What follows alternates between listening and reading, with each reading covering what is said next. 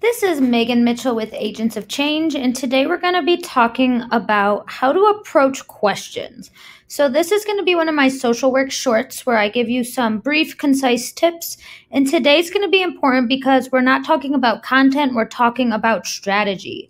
So what we'll be doing is I'll be giving you some tips and tricks, some tools that you can access on test day when you're approaching those questions that are maybe tricky to you or require that critical thinking. We're going to be using a strategy called the 5 W's.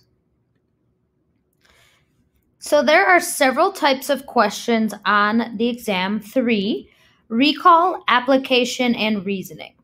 Recall questions, these are few and far between on the test because these are just really basic knowledge. These questions require you to remember a fact or concept. For example, a medication question is a recall question, right? You have to know the medication, you produce the answer. There's no higher level thinking for recall other than remembering something that you have read in your studying.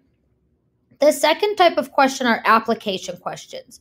These questions require you to not only recall information, but you need to take that information and apply it to case scenarios or real life situations. So now maybe it's referring to defense mechanisms. You not only need to know what the defense mechanism is, you need to be able to identify it or use it in a case scenario or real life situation. So it's taking that knowledge one step further. Lots of application questions on this exam. The next type of questioning is reasoning.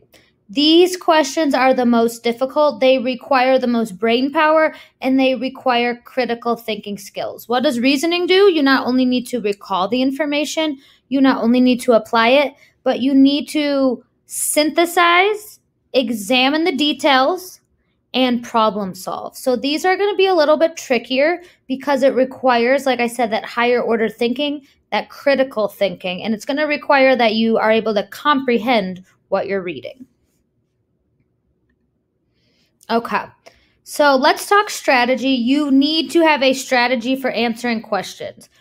Sometimes people say, I'm having a really hard time, and I say, what's your strategy? And they say, I don't have one. You want to have, when I say strategy, you want to have some tools in your back pocket so that when you get into the test, no matter what type of question you get, even if it's a concept or something that you've never seen before, you're going to be able to use some tools that you have to get you closer to the right answer.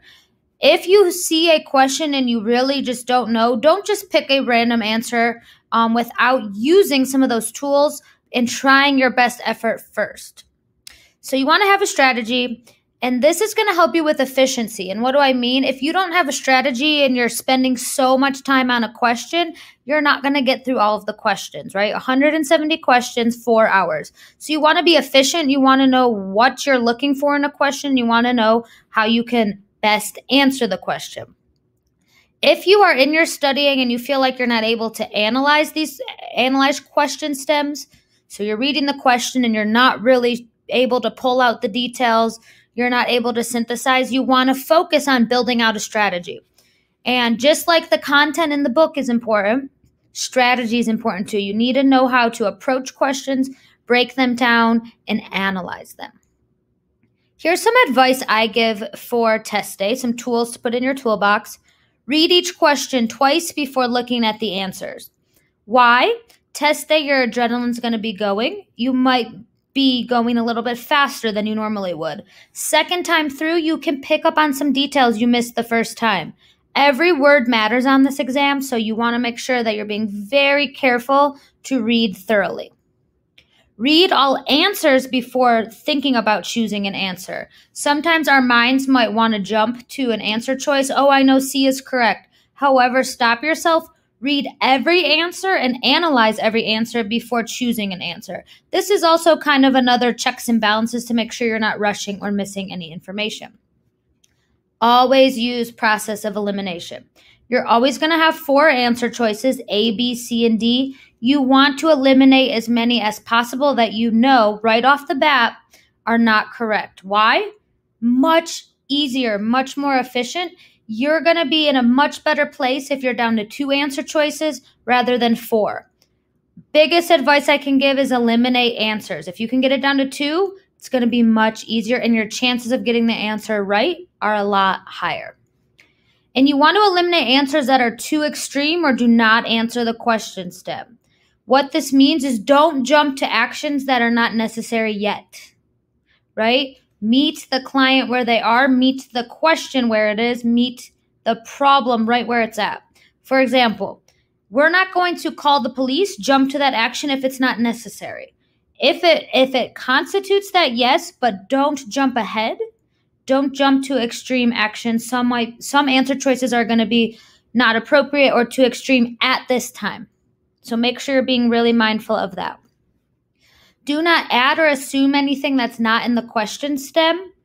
If it doesn't mention it in the question stem and you don't find a way to reason to this information, it's not going to probably be in the answer. What I mean, if it does not say the client is taking medication, we're not going to assume the client is taking medication, right? If it does not say the client is unable to care for themselves, we're not going to assume that unless there are clues that tell us otherwise. So don't add any information. Just stick with the clues, the words in the question stem. Don't add anything. Don't delete anything. Everything you need is going to be right there. Everything you need is going to be right there. Also, check your answer. If your answer doesn't make sense with what the question asks, it's probably not the right answer. Okay. The 5 W's, and you're probably thinking, what is this? It's very old school. Think of when you were back at elementary school. We're talking the 5 W's: who, what, where, when, and why. That application of those W's that you were testing on way back when you were doing reading passages, that's going to help you on this test. And I'll go through each of them in just a minute. But why this is helpful, it's a tool. It's not going to work in every case. It's something to help you organize your thinking and organize the information in a question stem. So what this does is it forces you to comprehend what the question's asking, right? It's going to say who is involved, what is going on, where is the client, when did this occur, and why does this matter? So some of those skills that we learned way back when, they're coming back now, and they're going to be helpful to us. If you're stuck on a reasoning question, and remember, those reasoning questions require critical thinking, you're analyzing information, you're synthesizing. If you're stuck, think of these 5 W's. It's not going to work on every question. It's a tool to use if you're struggling or you don't know, so that if you're stuck, you're not just going to say, oh, I have no idea. You pick an answer and you move on. Think of these 5 W's and use it to your advantage. And like I said, down here, remember, you're always building up that toolbox. You want to have tools that are going to help you get towards success on test day. Okay, so let's break it down. I'm going to present a question here.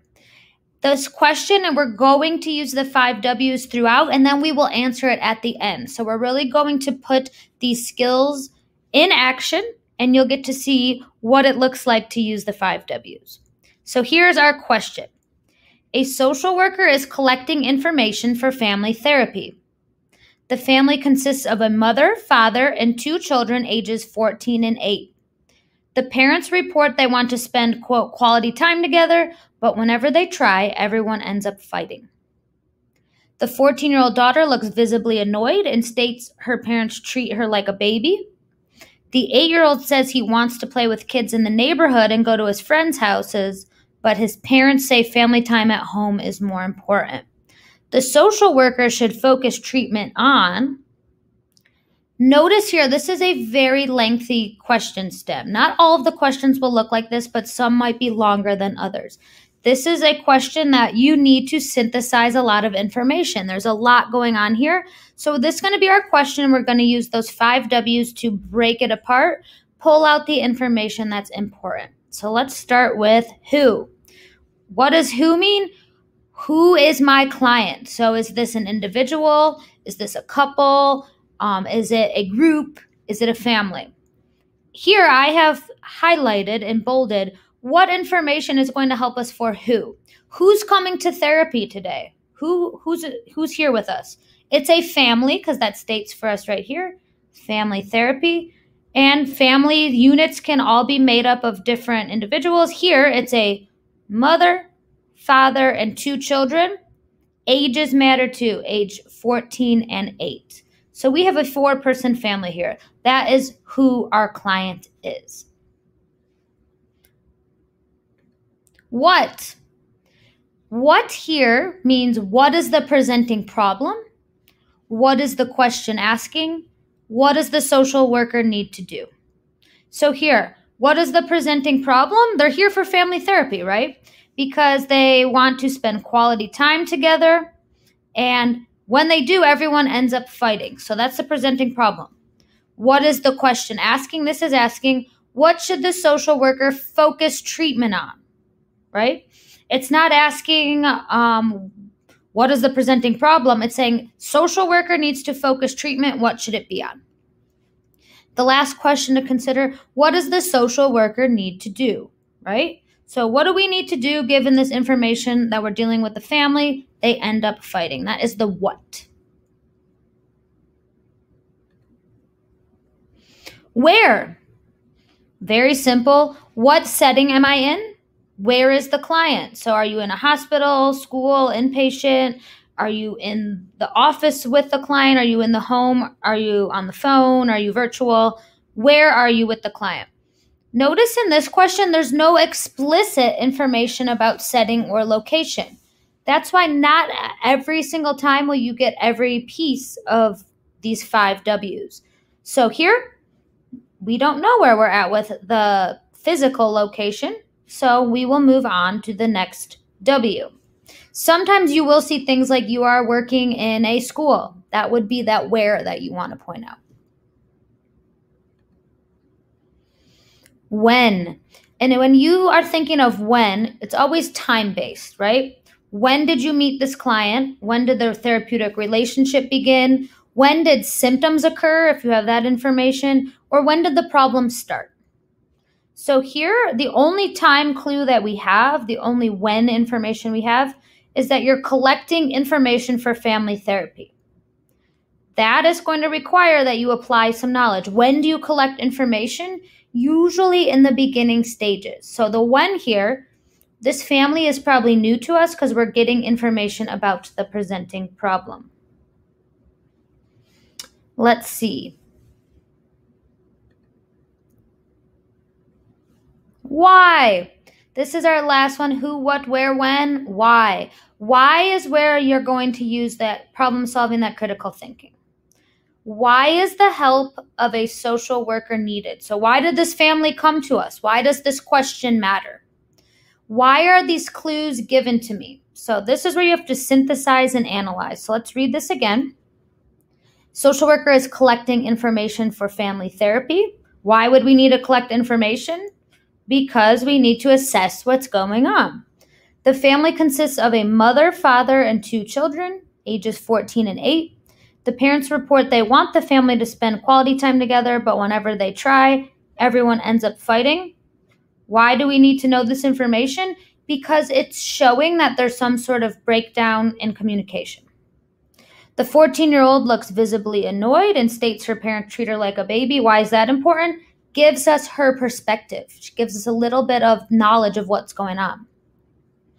8-year-old says he wants to play with kids in the neighborhood and goes to his friend's house, but family says family time's more important. Why are they telling us that? Also shows us the perspective of the 8-year-old. We're talking about family here. So remember, we have the family unit all coming together. And then the social worker should focus treatment on, right? What's going to be the main focus given the information we have? So let's analyze this a little bit further. Social worker here needed to help the family with communication. They wouldn't have come for therapy if there wasn't a breakdown. Clues that give us more why information are the 14-year-old's perspective and the 8-year-old's perspective. And then ask yourself, why is this important? Why do you think they're telling us this? Sometimes it's not important and it's a distractor. So if you see distracting information, It's there because it's trying to get you away from seeing what this main problem is. So why is this important? All this information they give us, we need to see that their family expectations are not in line. Parents want more family time. 14-year-old said she's being treated like a baby. 8-year-old wants to play with friends. There is some expectation, some communication breakdowns, and it's causing conflict. We took all that information we had and we analyzed it to understand the question better. Okay. Now, here are your answer choices. Let's read it one more time. Social worker is collecting information for family therapy.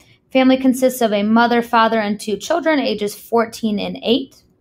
Parents report they want the family to spend quality time together, but whenever they try, everyone ends up fighting. 14-year-old daughter looks visibly annoyed and states her parents treat her like a baby. The 8-year-old says he wants to play with kids in the neighborhood and go to his friends' houses, but his parents say family time at home is more important.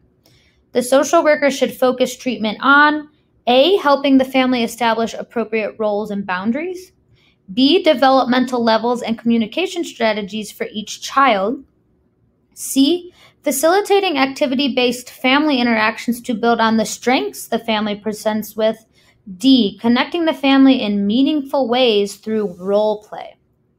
Now we got to use those skills that we just used to break down the question to start to eliminate. So let's walk this through. What do we know is not going to be the focus of treatment? We can automatically rule out answer choice B. B is going to be out. Developmental levels and communication strategies for each child.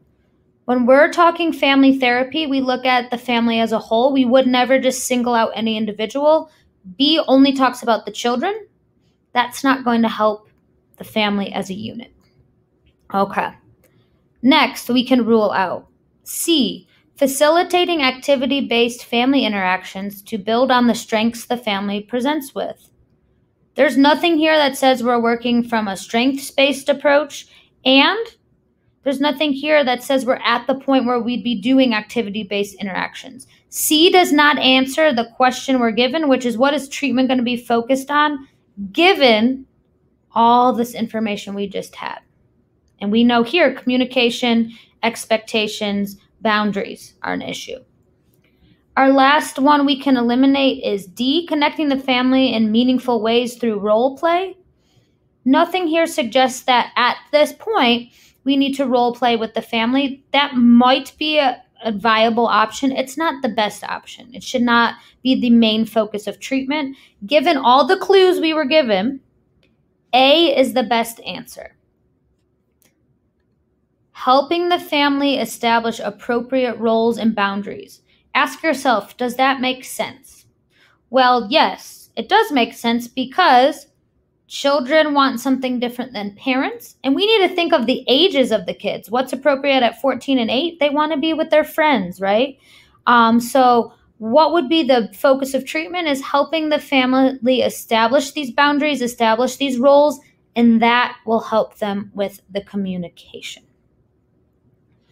So notice here, there's a lot of skills that were at play. This was just to demonstrate for you how to use those 5 W's. Who, what, where, when, why. This should not be used for every question. It should be used when you're stuck, right? So maybe you're stuck and you're just like, I have no idea. Ask yourself these things. Who's my client? Why does this matter? Where are they in the therapeutic relationship? All that's going to give you some more tools to help you make a better guess if you're stuck. So I suggest playing around with using these 5 W's, going through some practice questions and seeing if you're able to pull apart these important clues. And this will be helpful to you on test day so that you're not just reading over and over and over and not organizing your thoughts. So the 5 W's really just gives you a framework to build upon, and I hope that you will find it helpful. The more you practice what we just did, the quicker it will get. The more you practice, you might be able to do it in 20 to 30 seconds. So the more you practice, the better it will get. And hopefully this will help you study smarter, not harder, because we know here time is of the essence. And of course, I always want to remind you, you got this. This test is hard. However, it's achievable. you have the skills in you. Develop those skills and know that you got this. And just taking the step forward in your studies to go forward with testing, that's something that should be celebrated. Thank you.